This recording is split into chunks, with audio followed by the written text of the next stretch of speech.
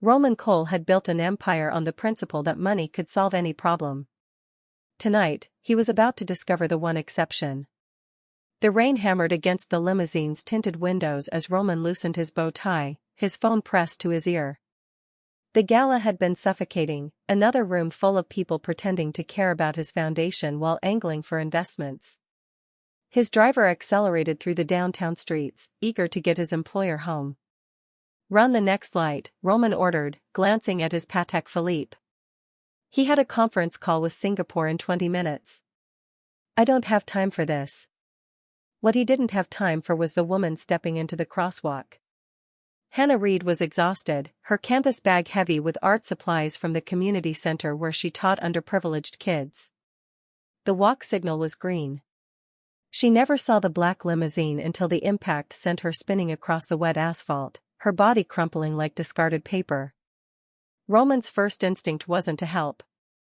It was to assess the damage, to his reputation, his freedom, his carefully constructed world. Through the rain-streaked window, he watched her try to stand, then collapse. A figure on the sidewalk raised a phone, recording everything. "Drive," he commanded. But it was already too late. By morning, the video had gone viral. By afternoon, the district attorney was at his penthouse door with an ultimatum that made Roman's blood run cold: 10 years in prison, or house her under your personal supervision until she recovers, with full oversight. Standing in his glass-walled sanctuary, Roman watched paramedics wheel Hannah Reid through his front door on a gurney. Her eyes met his for the first time, clear and defiant despite the pain medication. What he couldn't see yet was that the real cage was still being built. Glass walls. Locked doors. And a woman who would refuse to be bought, controlled, or broken, no matter how desperately he needed her to be. He'd just locked himself in a cage with the only witness who could destroy him. If this story grips you, show your support. Like, subscribe, and share. Every action keeps these intense tales coming. The Penthouse's East Wing had been transformed overnight into something between a luxury hotel suite and a medical facility. Roman stood in the doorway, watching as his personal physician finished adjusting the four-stand beside the hospital bed that now dominated what had once been his private study. The room's floor-to-ceiling windows offered a breathtaking view of the city skyline, but he'd had them fitted with smart glass that could be opaqued with a single command from his phone. Hannah lay motionless on the bed, her dark hair fanned across the pillow, one leg elevated and wrapped in a stabilizing brace. The pain medication kept her drifting in and out of consciousness, but even in her fog, Roman could see her cataloging every detail of her surroundings with those sharp, observant eyes. "The medication schedule is programmed here," Dr. Reeves explained, gesturing to a tablet mounted on the wall. "The court-appointed nurse will arrive at 8 a.m. and 6 p.m. for evaluations. You're required to keep detailed logs of her condition." Roman nodded, barely listening. He was already calculating the security protocols.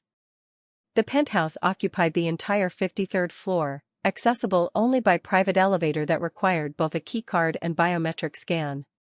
He'd had the building's security team install additional cameras in the hallways, and the elevator now required his personal authorization for anyone entering or leaving. "Mr. Cole," Dr. Reeves said carefully, "she's not a prisoner. The legal agreement specifies care, not custody." "I'm aware of what it specifies." Roman's voice was ice. "I'm also aware that if she decides to walk out that door and testify, I lose everything. So forgive me if I take precautions." Hannah's eyes opened fully then, focused directly on him. Her voice was hoarse but steady. "You think locks and cameras are going to change what happened?" Roman crossed the room slowly, his hands in his pockets, the picture of controlled power. He stopped at the foot of her bed, meeting her gaze without flinching. "I think you're going to stay here until you heal," he said quietly. "And I think you're going to realize that sometimes the truth is more complicated than a 30-second video." "Is that what you tell yourself?" Her words were soft but cut like wire. "That running me down was complicated?" Roman's jaw tightened.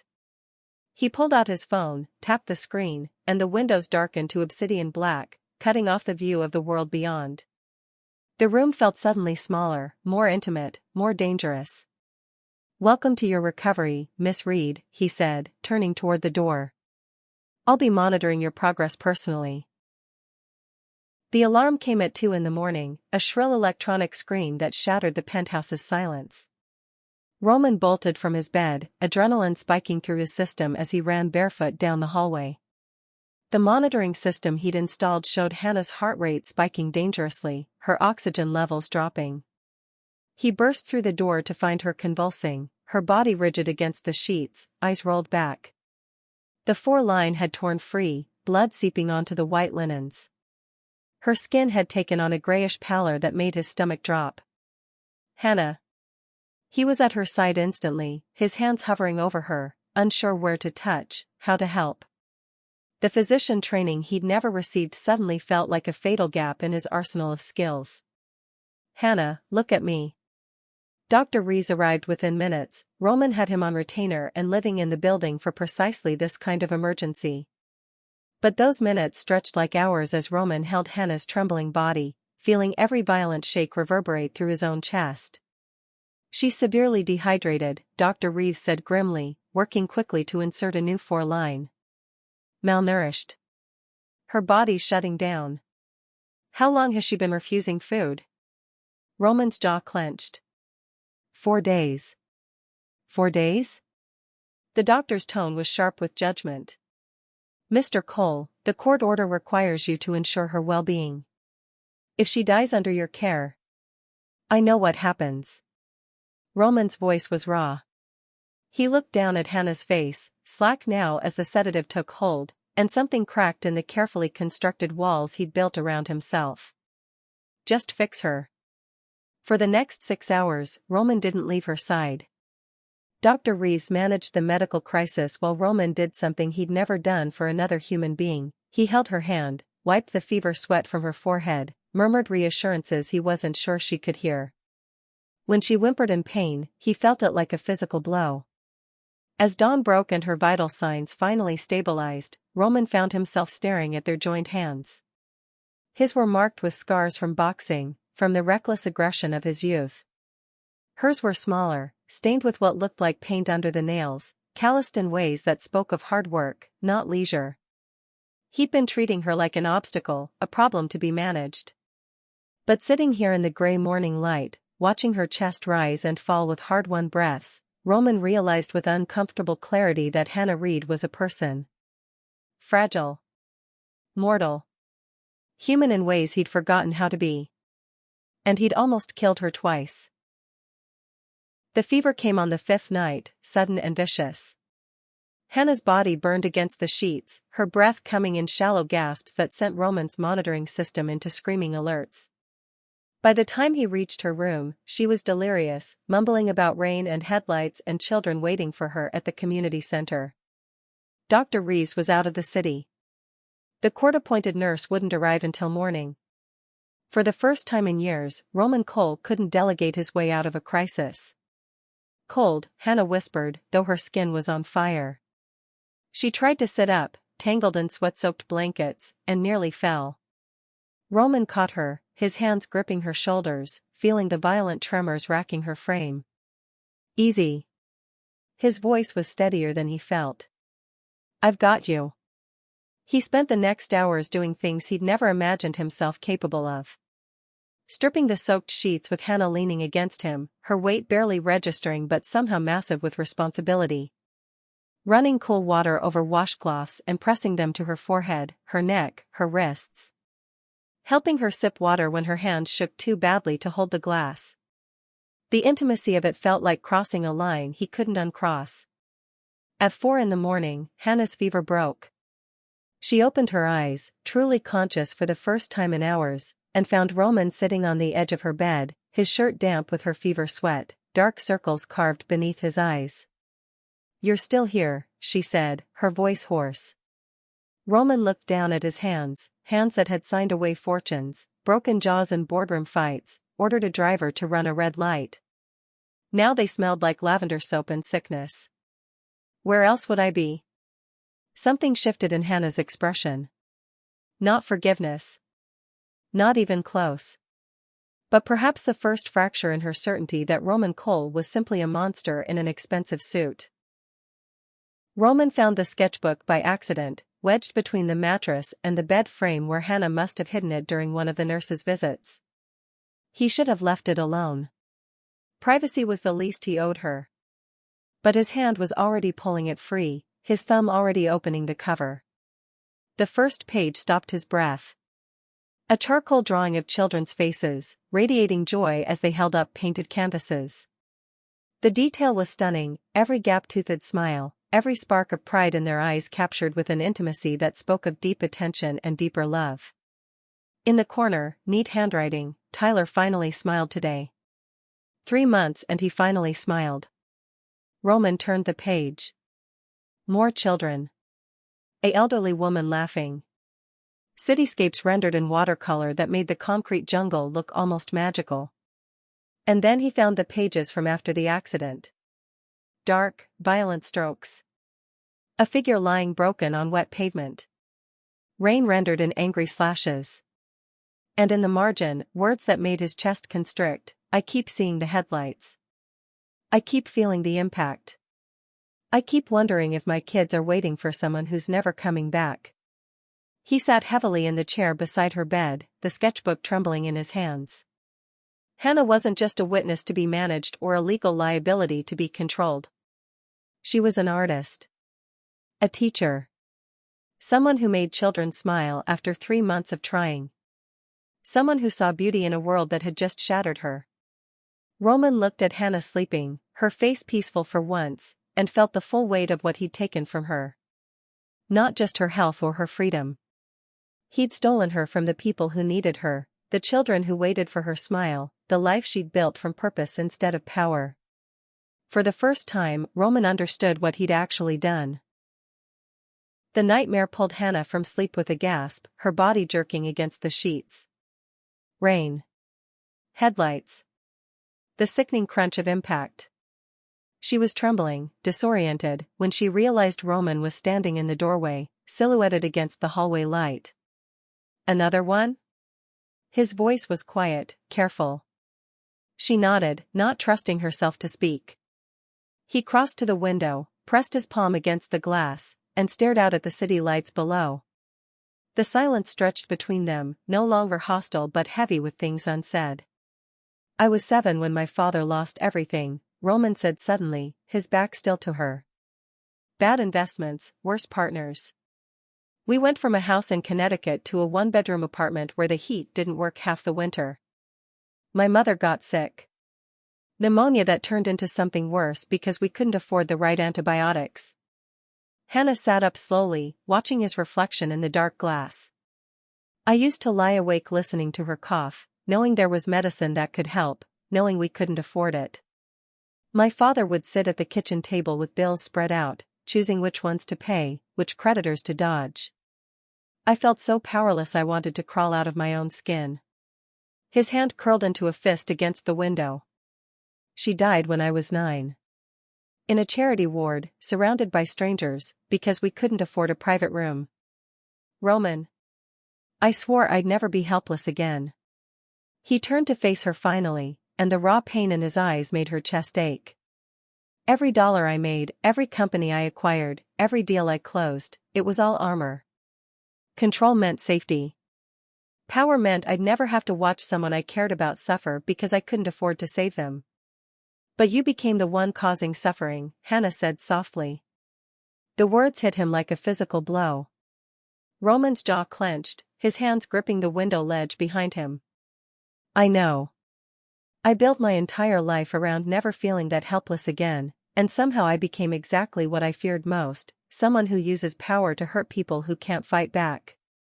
Hannah saw it then, the terrified child still living inside the ruthless billionaire. The boy who'd learned that vulnerability meant loss, that powerlessness meant death.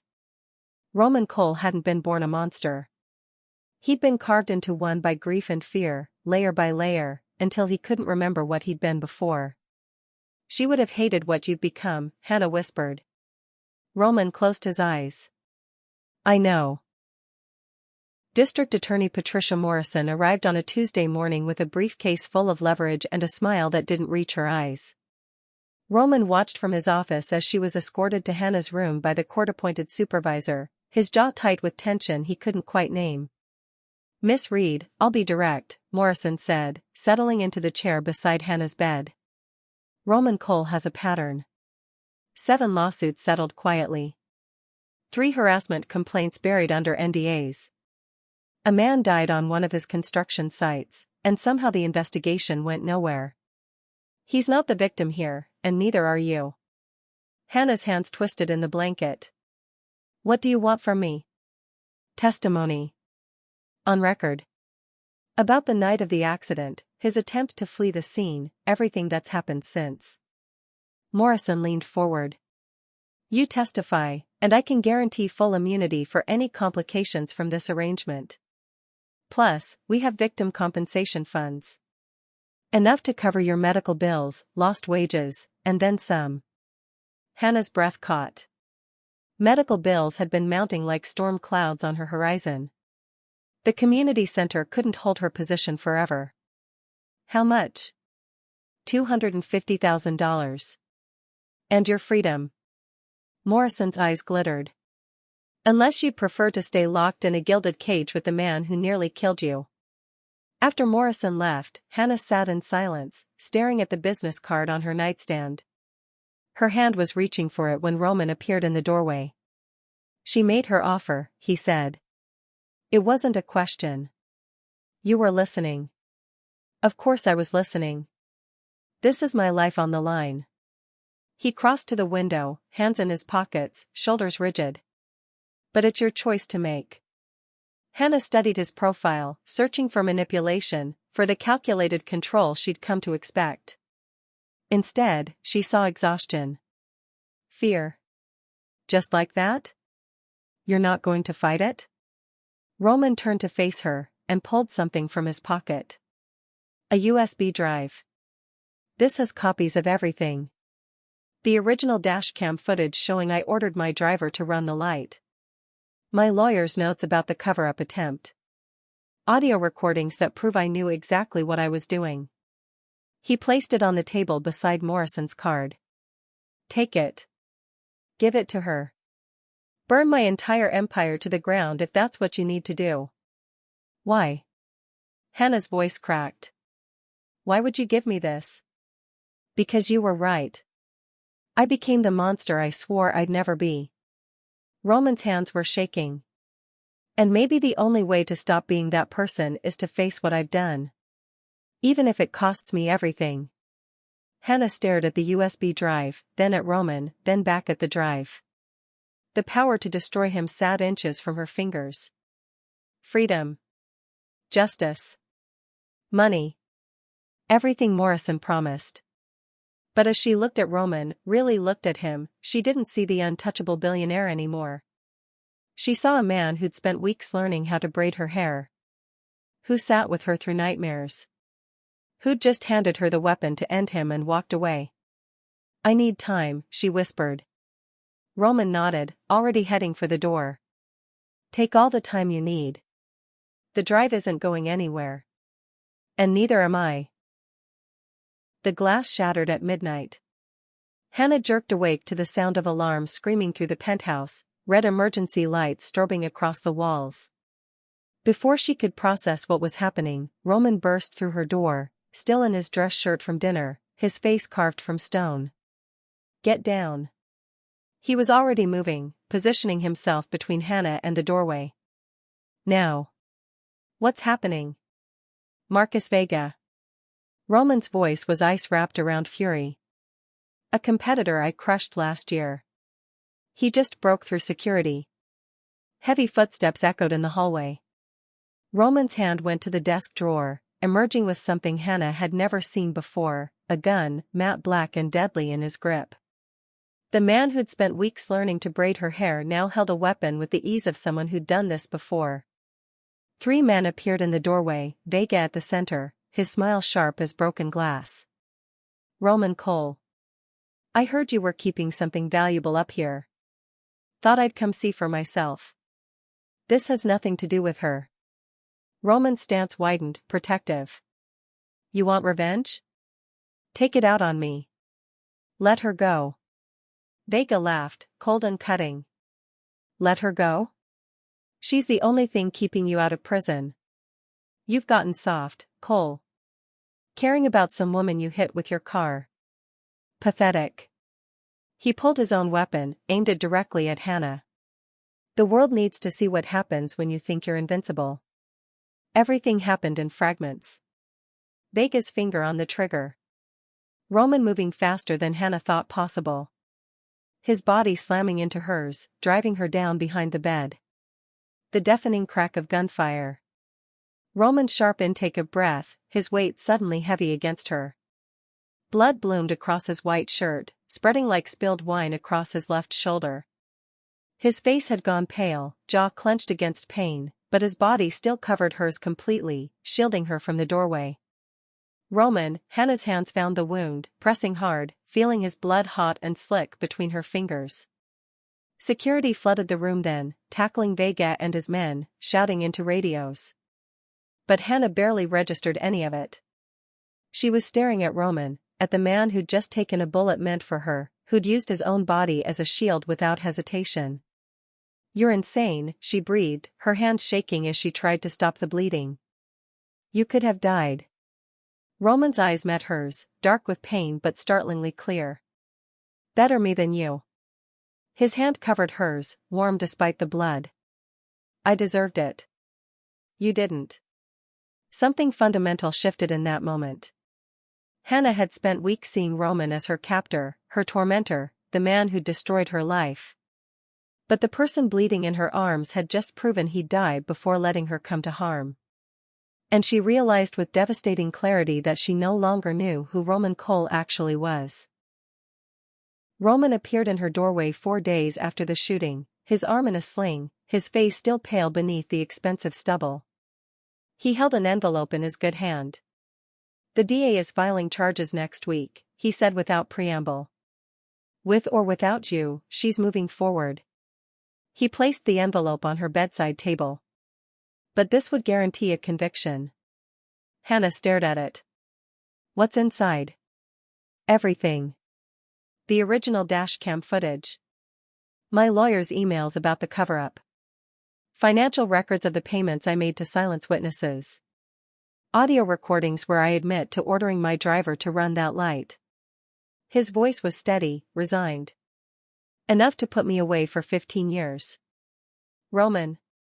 I'm also releasing you from the care agreement. Your doctors cleared you for discharge. You're free to go. He met her eyes, and the raw vulnerability there made her chest constrict. Take the evidence to Morrison. Testify. Or don't. The choice is yours. Hannah's hands trembled as she touched the envelope. Why? Because the night of the accident, I stole your choice. I've been stealing it every day since, keeping you locked in this glass cage. Roman moved to the window one last time. So now I'm giving it back. All of it. What if I destroy you? Her voice cracked. Then I'll deserve it. He smiled, sad and strange. I'm not asking for mercy, Hannah. I'm just trying to do one thing right. He walked to the door, paused. The elevator code is changed to your birth date.